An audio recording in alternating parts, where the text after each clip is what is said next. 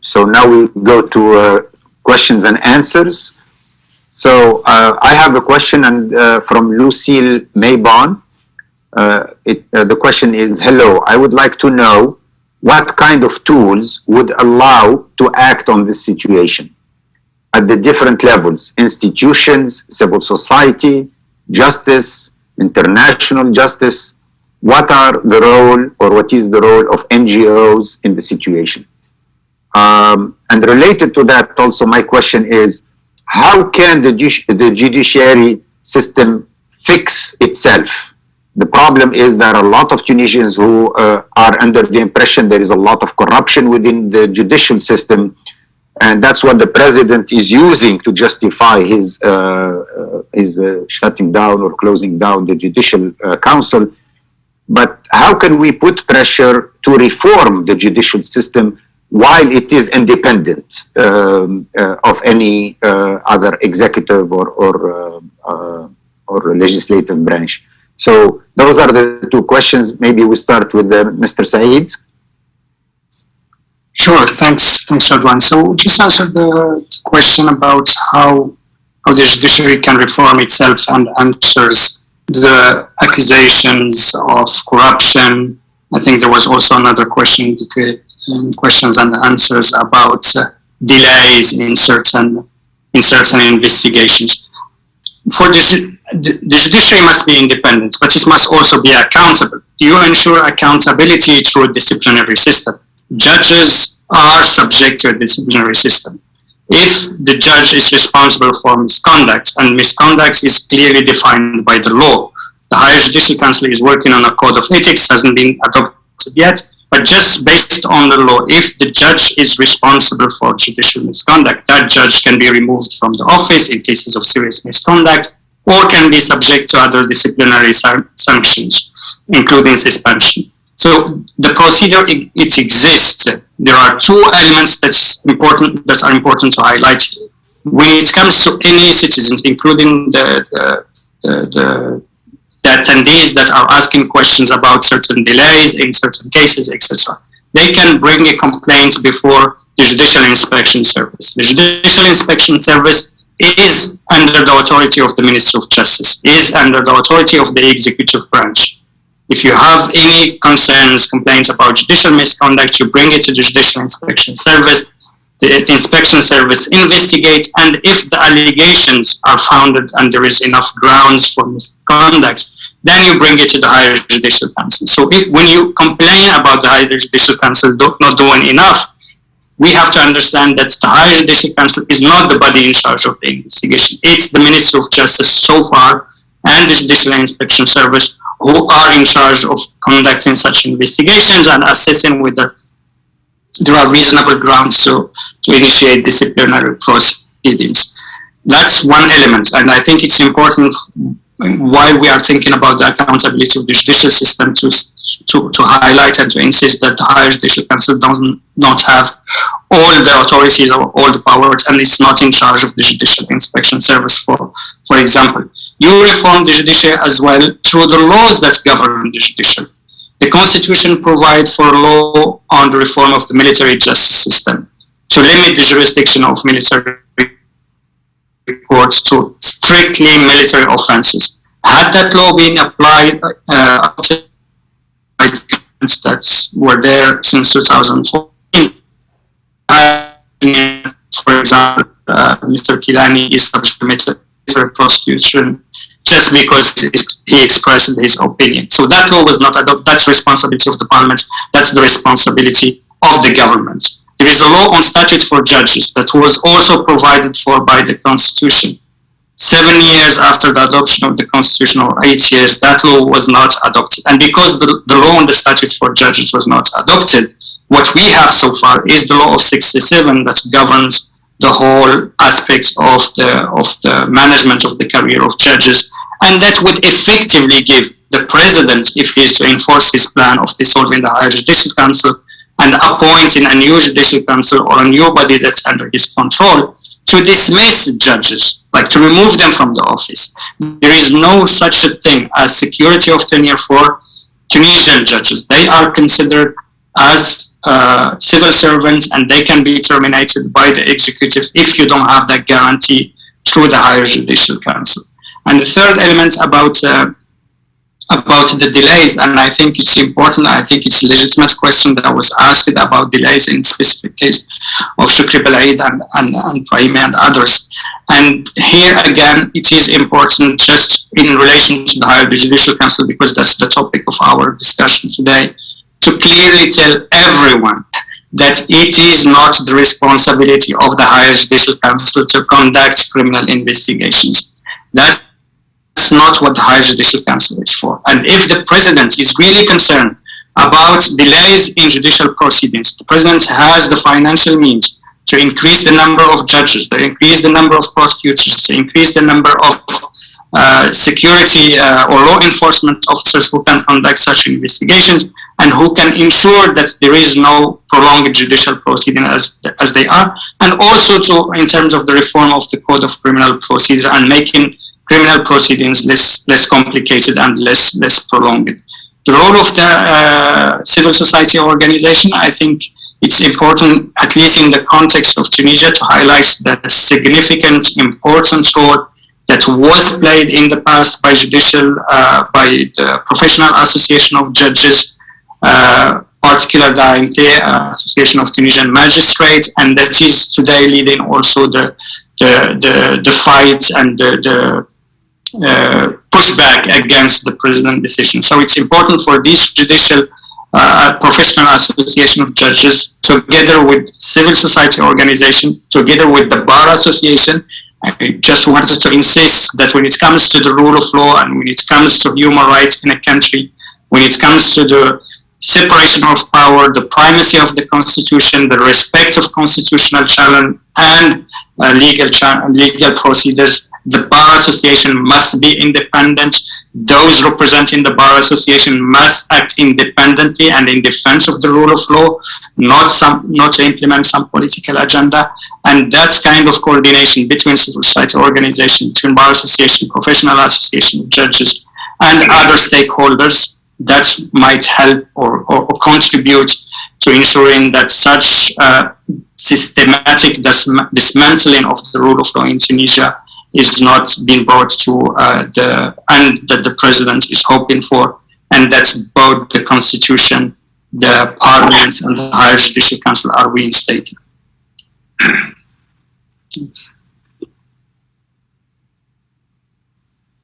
سي عبد الرزاق عندك إجابات على الأسئلة؟ نحب نعلق على I want to comment on Mr. Ben Arabiya, and I want to greet him and Miss Monica regarding the position of lawyers. The position of the head of the Bar Association, in fact, does not represent all lawyers, because lawyers did not give him the authority to agree with the head of the coup to accept the dissolution of the Supreme Judicial Council. I don't think this is part of his powers approved by all lawyers, at least from a democratic point of view. And I said this today on the radio. I said that the head of the Bar Association should invite all lawyers to an exceptional general meeting and discuss the matter, because this is a very important question, and our role as lawyers, everyone knows that according to Article 105 of the Constitution and the Lawyers' Charter, lawyers are part of the justice system. This is not just a matter for the judiciary. The head of the Bar Association should have called lawyers to an extraordinary meeting to discuss such an important matter. As Mr. Ben Arabiya said, perhaps there might be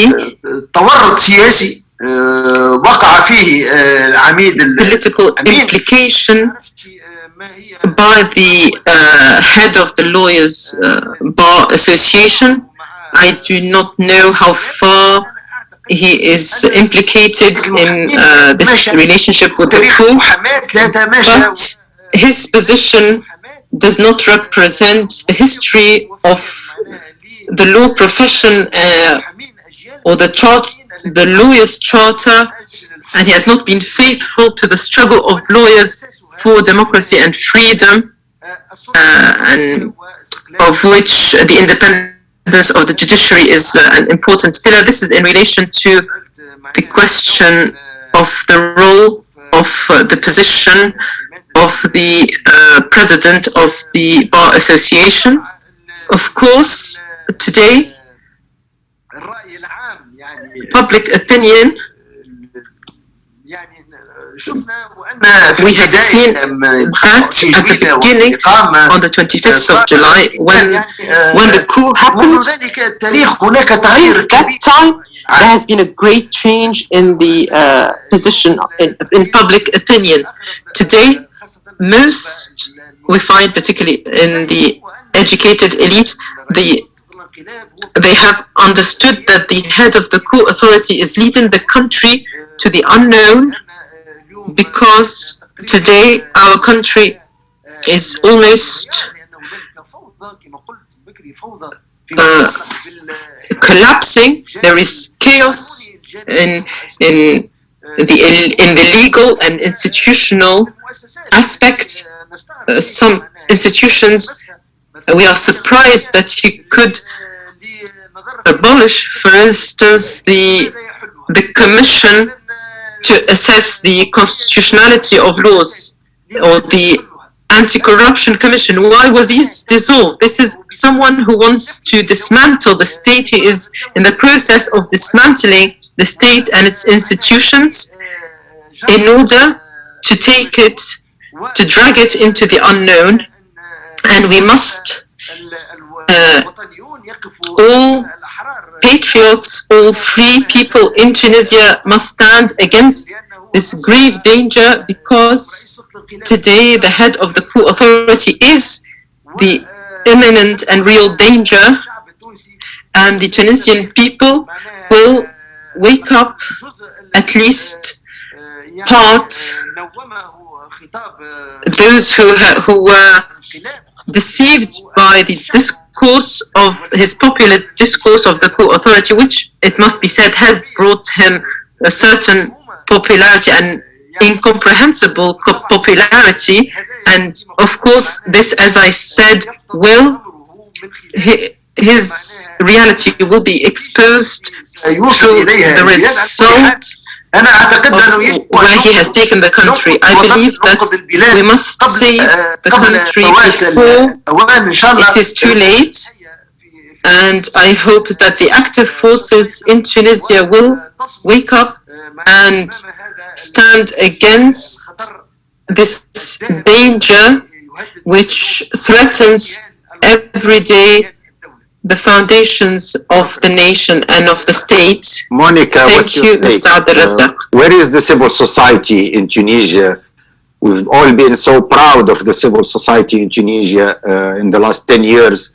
And then after July 25, it's been silent, but mostly, silent, and has not been really active. What's going on in the civil society sector? So in that piece I referred to last week in Dawn, I said that Tunisian civil society is split between the second camp, the both ands, we're both against Kayas's coup, and we're against the 10 years that came before in Ennahda, and we don't want to work with Ennahda, and the third camp, waiting for the presidential pain. The legacy civil society institutions, most importantly UGTT, Tunisia's famous, powerful trade union, and the 2015 Nobel Quartet Peace Prize winning actors, like the Bar Association, sadly, which Abdelrazak Kilani just referred to and explains. Most of them are actually in the third camp, more or less waiting for the presidential pain, less against the what, or the end goals, i.e. less against Kayas holding all the reins of power in his own hands, and more against the how, or the approach, i.e. we're okay if you exclude Ennahda a bit. We don't like them anyway. But please don't exclude us. Please include us in some kind of dialogue. Please invite us to the table. And that's really notable and sad, because the mobilizational power in Tunisian civil society, it comes from UGTT, right? UGTT has the mobilizational potential.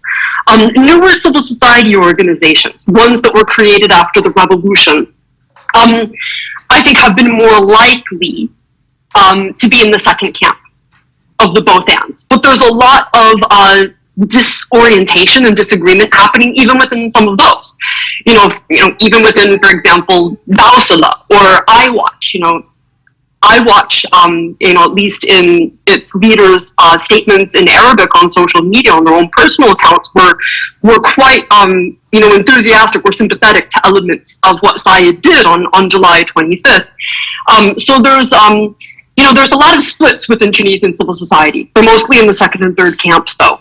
It's worth noting, though, that this newly created organization, Citizens Against the Coup, is a civil society organization, and it's in the first camp. It's wanting to bring back parliament as swiftly as possible so that it can organize free and fair elections. The leadership of Citizens Against the Coup is comprised of 11 people who include former leftists, like Jawhar bin Barak and his father, Azzeddin Hazgi. Now, Hazgi was imprisoned and tortured as a leftist under Bourguiba for 6 years. It also includes Destorians, other pro-revolutionary tendencies. It doesn't include a single member of Ennahda, though, and that's by design, because they don't want to be cursed with the reverse Midas touch of Ennahda, the toxifying Midas touch of Ennahda, although that's happening anyway. Sadly, and if you talk to some of that leadership, like Hazgi, who was tortured as a leftist under Bourguiba, he'll say, this divide and rule strategy that our dictators have had in Tunisia, trying to split the so-called Islamists against secularists, leftists, against other tendencies, has really empowered them for so long in our history. And wouldn't that be tragic if it allows Kayis to consolidate his dictatorship now? And some of those leaders and Citizens Against the Coup even went on hunger strike in December and January. So they're very passionate. But most of Tunisian civil society is in camps 2 and 3. I would say that what Kayis did on July 25th split Tunisia's post-revolutionary civil society as never before. And a lot of them are really having intense internal disagreements about what route they should take. Thank you, Monica. I have 4 more questions. I'm going to read them very quickly, and then we have about 7 minutes left to try to answer these questions and this panel. So the first question from Abdullah Janahi. Thank you to all the panelists for a very thorough and clear presentation. My question references one of Mr. Kilani's comments around counter-revolutionary forces. Despite economic woes, Tunisia until recently was considered the Arab world's democratic success. How fearful are these counter-revolutionary regimes about the export of democracy throughout the region? And to what extent is their paranoia grounded in reality? Is Sayed their way out? So that's the first question. Then we have 2 questions from Lamis Al-Muhtasib. So first question is, where is Ennahda from all of this? Any remaining influence or no popularity? What happened to Ennahda's popularity, I guess, is the question. And then same for the international community, which is effectively acting as a complicit in this coup. Maybe it knows more than the Tunisians know, or maybe it is part of the coup. Then we have a question from Anne Moisan. Does the West's reaction to what is happening in Tunisia portend a dramatic shift to supporting stability versus through democratic reforms and progress in the region? And the last question, which we just received from Marco Toma, Egypt, Libya, Syria, etc., failure of Arab. Tunisia remains the democratic lab for MENA region, for MENA democracy again, now. So I guess the question is Tunisia still a democratic lab for democracy in the region again? So we have 5 questions. Please, each one take 2 minutes to try to answer these questions as quickly as you can. Mr. Said? Sure, thanks, Razwan. There was a question about corruption again. Is this something of the past or this something new? I think people don't have trust on the judiciary because for decades under the Ben Ali regime, the judiciary was subordinated to the executive. Did the transitional authorities and the institutions that were established after the revolution did enough to change that narrative? Of course, the response is no, because there are still delays, because there are still cases that have been opened. I just give one concrete example. There is a transitional justice process in Tunisia, 200 cases that were referred by the Truth Commission to the specialized chambers. Specialized chambers have been working for 3 years, almost 3 years now, with cases that were referred with the names of the accused, with the evidence, and yet we still don't have one judgment from these specialized chambers. So this is the broader context. Of course, that this corruption existed before. What the Tunisians are asking about right now is a justice that is more that avoids this kind of prolonged procedures. And I think it's just consistent with international law and standards that justice delayed is justice denied, and that's to respond to that. It's the responsibility of all authorities, not only the higher judicial council. So that's one. 2, about countries in the region that are pushing against the democratic projects and in relation to the international community. And Tunisia, I think, is one of the questions is right about how this is a unique case in the Arab world.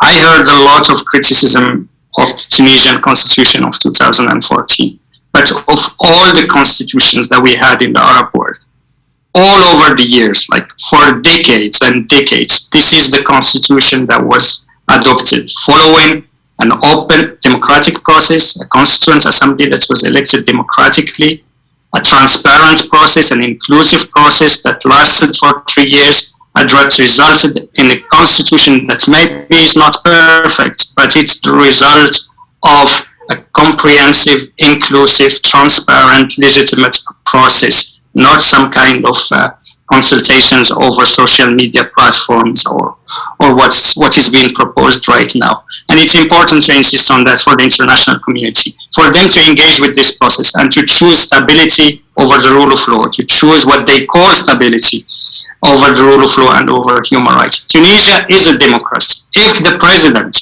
orders his security services to be removed from before the higher judicial council and from the offices or the headquarters of the parliament, and if the parliament is to be reinstated and the higher judicial council to be reinstated and the constitution to be reinstated, then you have a democracy in Tunisia. The only obstacle to democracy right now in Tunisia is what the president is doing, and the security and military forces are giving effect to his decision. So instead of engaging of a new process or a new roadmap or whatever process that the international community is asking for right now, they can ask for a simple question. 1, for the constitution, the parliament, the higher judicial council to be reinstated, and for the democratic process to resume, and for the Tunisian authorities to continue the building of their democracy. Because, as I mentioned, there are a lot of laws, a lot of institutions that were provided for by the constitution that were not established.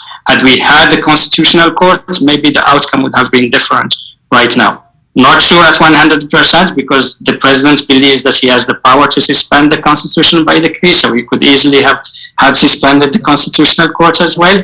But still, that's the process, and all the foundations are there, and it's important for the international community to talk with a unified voice in terms of reinstating constitution, parliament, and the higher judicial council. Thank you very much Mr. سعيد. سي عبد الرزاق تفضل عندك الكلمة. الكلمة يعني تونس بالنسبة Tunisia, للمنطقة تشكل مشكل يعني for the region, poses a problem for some neighbors, Arab neighbors, who are not pleased with this democratic pioneering model, and also at the same time to other neighbors, because Tunisia occupies a strategic position in the Mediterranean, and I believe that Tunisia's stability and security concerns neighbors on the other shore of the Mediterranean. On this basis, I say that Tunisia should be helped because there are counter-revolutionary movements and forces that are fed by these regimes, by some Gulf and Arab regimes.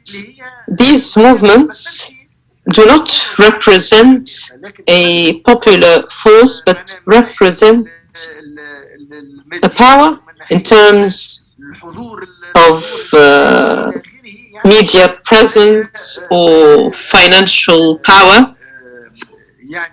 There is a movement, a strong movement in this direction, and of course, in this conflict, the question of political Islam occupies the Brotherhood is always the problem that obstructs any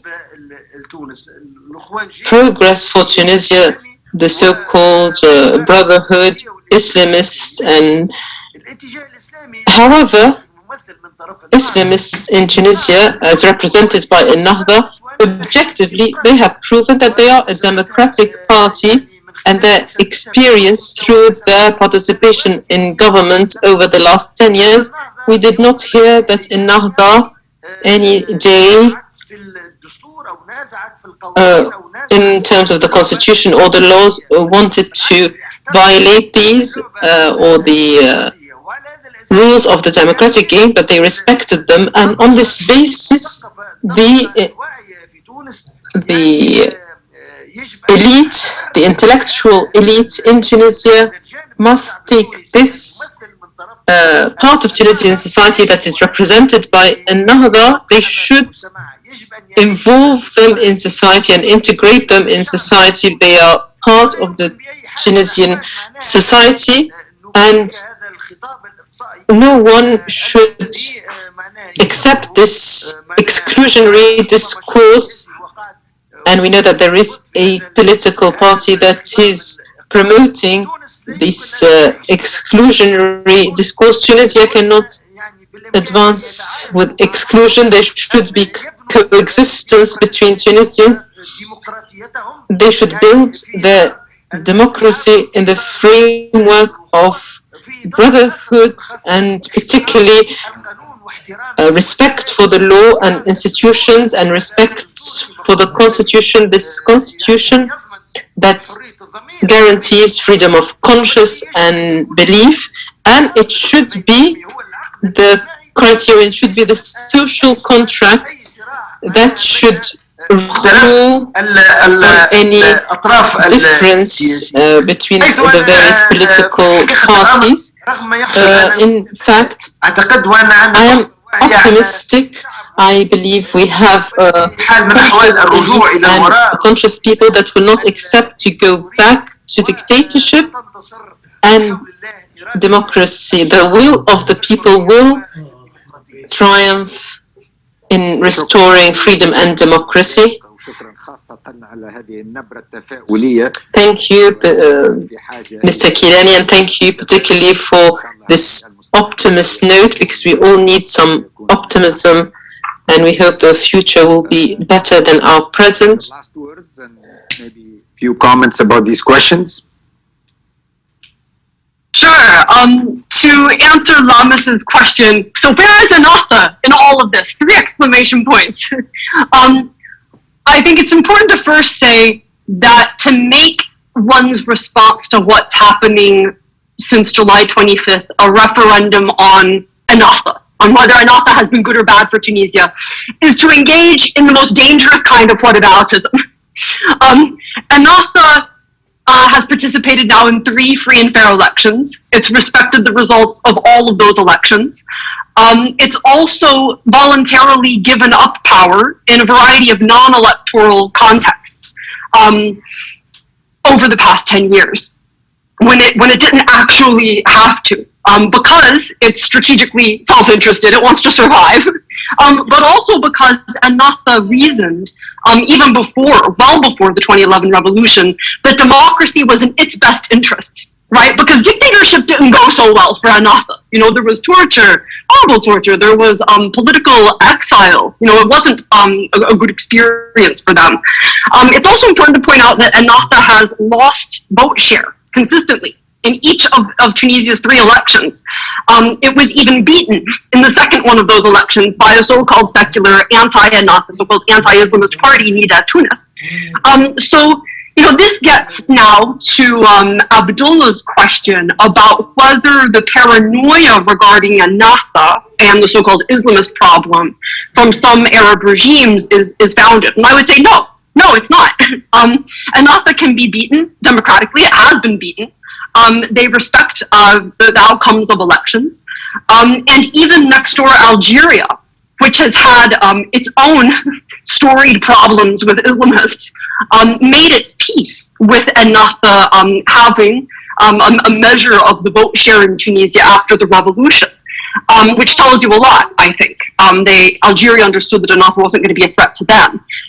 This obsession with Ennahda and viewing Ennahda as just an undifferentiated franchise in this broader regional Muslim Brotherhood Ikhwan outfit fundamentally misunderstands the history of Ennahda. It's really, really different in some key ways from the Egyptian Ikhwan or Egyptian Muslim Brotherhood. You know, I did my whole PhD on this topic. I'll just throw out one of the ways.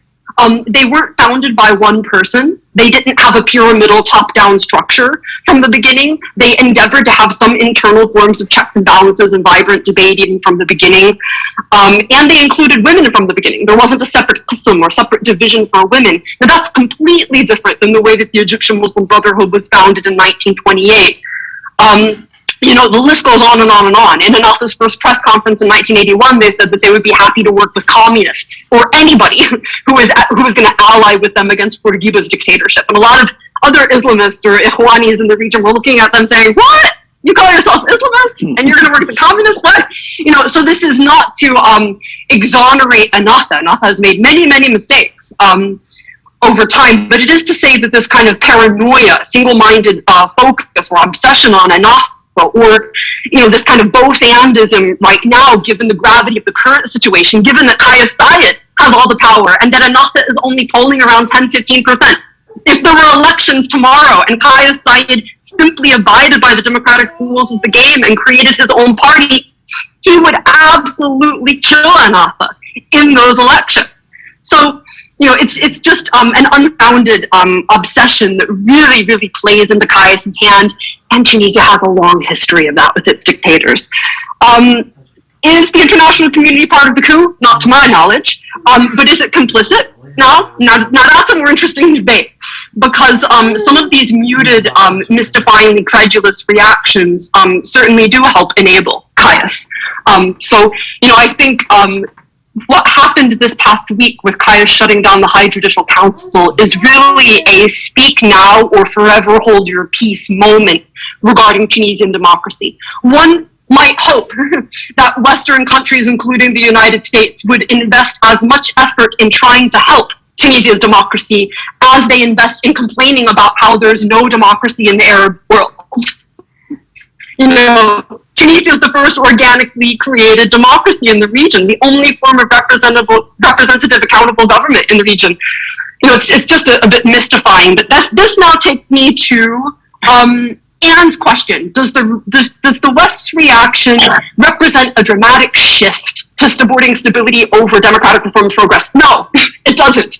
You know, there have been decades of scholarship on the international relations of the Maghreb that demonstrates that Western actors, most importantly Europe, France, but also the United States, at the end of the day have tended to care about two things: preventing migration from North Africa and preventing terrorism. And if they believe that a local dictator can give them that, they'll work along. Now, the question for Caius is, can he make them believe that? You know, I think in the short term, a lot of them want to believe it, you know, because they have so many other fish to fry internationally with foreign policy problems, you know, Russia, Libya, Yemen, and they just want him to throw them some kind of a bone so they can move forward with the stabilization idea.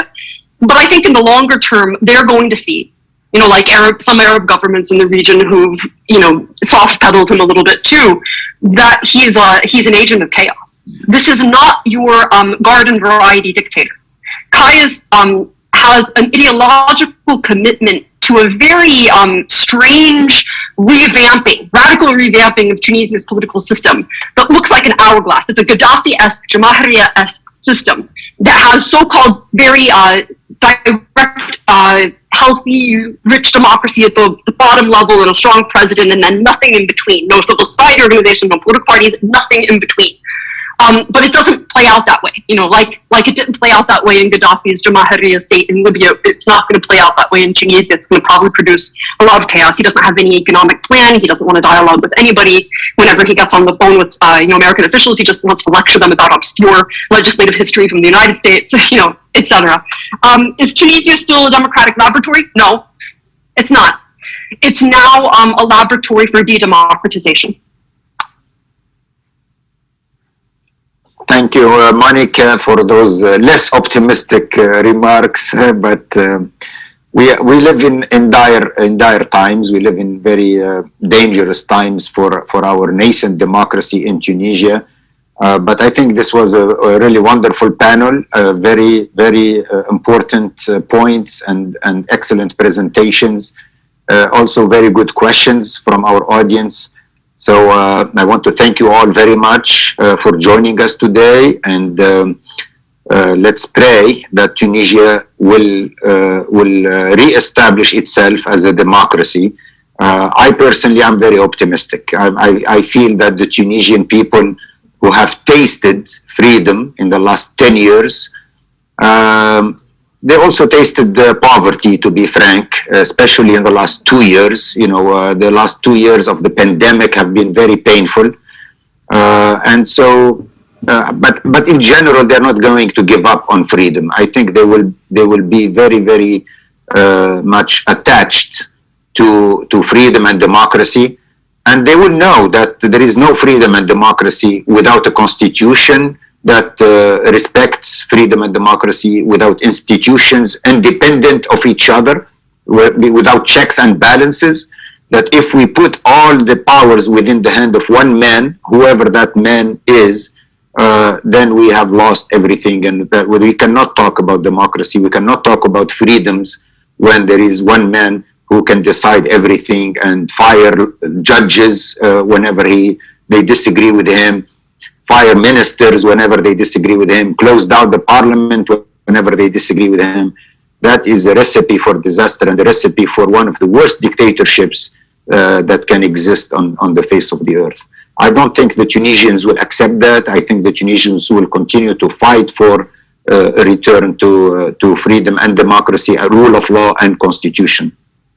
With that, thank you all very much, and we look forward to seeing you, inshallah, soon in free and democratic Tunisia. Thank you So much.